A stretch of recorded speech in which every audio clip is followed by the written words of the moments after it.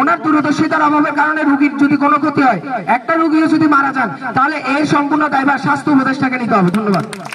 2 তারিখ আমরা 5 ঘন্টা কর্মবিরতিতে যাব, তারপরও যদি না হয় তাহলে আমরা টোটাল শাটডাউনে যাওয়ার পরিকল্পনা করছি।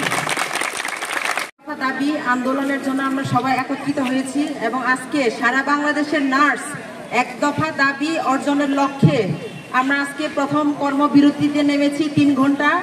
আমরা আজকে 9 বছর ধরে আমলাতান্ত্রিক জটিলতার কারণে আমাদের নার্সিং অধিদপ্তর আমলাতান্ত্রিক জটিলতায় জর্জরিত হয়ে আছে। আমরা চাই আমাদের যোগ্য নার্সগুলা সঠিক পদায়নের মাধ্যমে আমাদের নার্সিং অধিদপ্তর আমাদের নার্স দ্বারাই পরিচালিত হোক এবং আমাদের প্রত্যেকটা নার্স যারা শিক্ষিত আছেন ওনাদের প্রতিটি পোস্ট ওনাদের যোগ্যতা অনুসারে আসুক এবং আমরা আমাদের মানুষ আমাদের নার্সিং সেক্টরের যারা অফিসার লেভেল আছেন ওনাদের দ্বারা পরিচালিত হতে চাই। এই জন্যই হচ্ছে আজকে আমাদের কর্মবিরতি।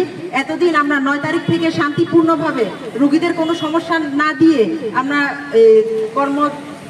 কর্মসূচি পালন করে আসছি, কিন্তু অদ্যাবধি সরকারের আমাদের প্রতি দৃষ্টিগোচর হয় নাই বিধায় আজকে আন্দোলনের আমরা এর আগে প্রত্যেক নার্সিং শিক্ষা প্রতিষ্ঠান এবং স্বাস্থ্যসেবা প্রতিষ্ঠানে আমরা আমাদের মধ্য থেকে অভিজ্ঞ যোগ্য উচ্চ শিক্ষিত নার্সদেরকে পদায়ন করার জন্য আমরা ধাপে ধাপে আন্দোলন করি। সর্বশেষ 22 তারিখে আমরা 22শে সেপ্টেম্বর তারিখ আমরা মাননীয় স্বাস্থ্য উপদেষ্টার কাছে নার্সিং ও মিডওয়াইফারি সংস্কার পরিষদের কেন্দ্রীয় কমিটি যারা ছিলেন কেন্দ্রীয় আহ্বায়ক সহ একটি প্রতিনিধি দল সেখানে কর্মকর্তাবৃন্দ ও ইন্টার্ন নার্স যারা একত্রিত হয়েছেন।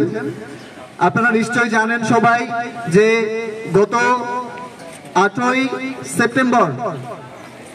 সেপ্টেম্বর নার্সিং ও মিডওয়াইফারি অধিদপ্তরের মহাপরিচালক মাকসুরা নূর যিনি ছিলেন তৎকালীন, তিনি নার্সদেরকে নিয়ে কটূক্তি বক্তব্যের প্রতিবাদে আমরা 9 তারিখ থেকে এটার প্রতিবাদ জানিয়ে এসেছি এবং আমরা তারই সাথে বাংলাদেশ নার্সিং ও মিডওয়াইফারি কাউন্সিল এবং নার্সিং ও মিডওয়াইফারি অধিদপ্তরের মহাপরিচালক